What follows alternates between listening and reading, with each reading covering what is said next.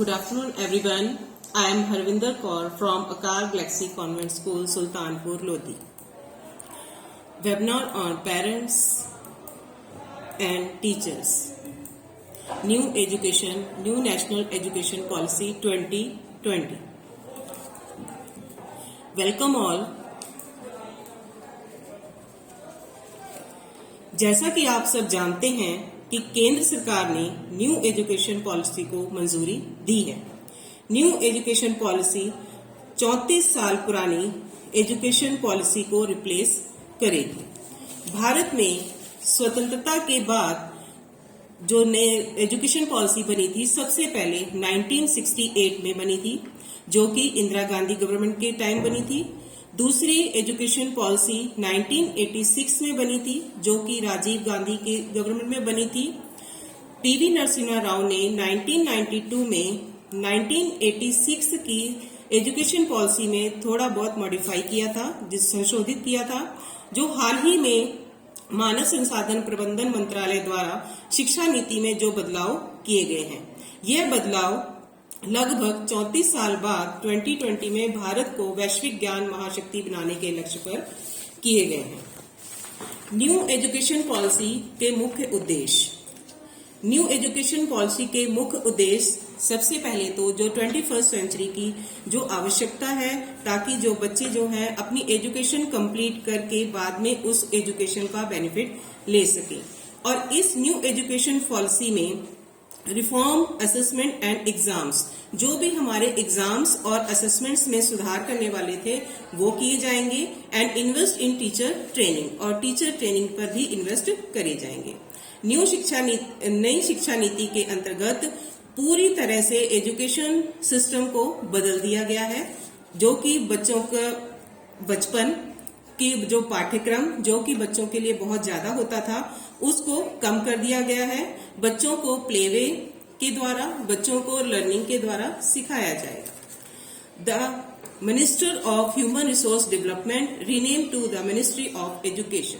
पहले जो हमारे एमएचआरडी का जो नाम बदलकर अब मिनिस्टर ऑफ एजुकेशन रख दिया गया है। पहले हमारी शिक्षा नीति 10+2 प्रणाली के आधार पर चलती थी, लेकिन अब नई शिक्षा नीति के अनुसार 10+2 प्रणाली को बदलकर 5+3+3+4 के आधार पर बनाया गया है। 5+ के अंतर्गत 3 से 8 साल के बच्चे आएंगे, और 3 के अंतर्गत 8 से 11 साल के बच्चे आएंगे, और दूसरे 3 के अंतर्गत 11 से 14 साल के बच्चे आएंगे, और जो आखिर में है 4 साल, उसके अंतर्गत 14 से 18 साल के बच्चे आएंगे। नई शिक्षा नीति ने इसमें पूरी एजुकेशन सिस्टम को 4 स्टेज में डिवाइड कर दिया है, जिसमें से पहली स्टेज को हम बोलते हैं फाउंडेशन स्टेज, दूसरी को बोलते हैं प्रिपरेटरी स्टेज, तीसरी को बोलते हैं मिडिल स्टेज, और चौथी को बोलते हैं सेकेंडरी स्टेज। अब हम पहले फाउंडेशन स्टेज जो कि 5 साल की है उसके बारे में बात करेंगे।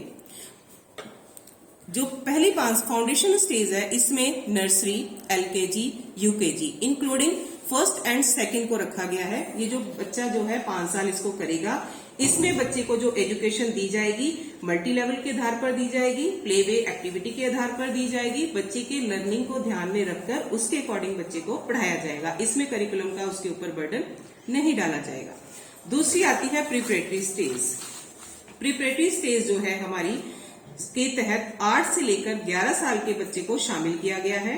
प्रिपरेटरी स्टेज के तहत कक्षा 3 से कक्षा 5 के बच्चे शामिल होंगे, और इस स्टेज में बच्चों की भाषा और संख्यात्मक कौशल के विकास करण को ध्यान में रखा जाएगा, और इस स्टेज के बच्चों को क्षेत्रीय भाषा में पढ़ाया जाएगा।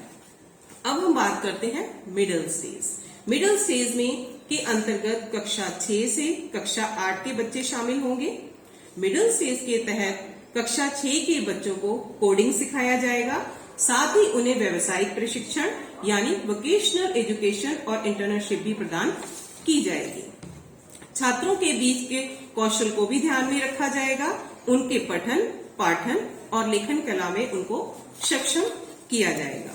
न्यू एजुकेशन पॉलिसी के अंतर्गत एटलीस्ट ग्रेड 5 एंड ग्रेड 8 के बच्चों को मदर टंग में ही शिक्षा दी जाएगी। उनके ऊपर कोई भी भाषा का बोझ नहीं, बर्डन नहीं डाला जाएगा। वो अपनी आसान सी भाषा में उसको सीख सकता है।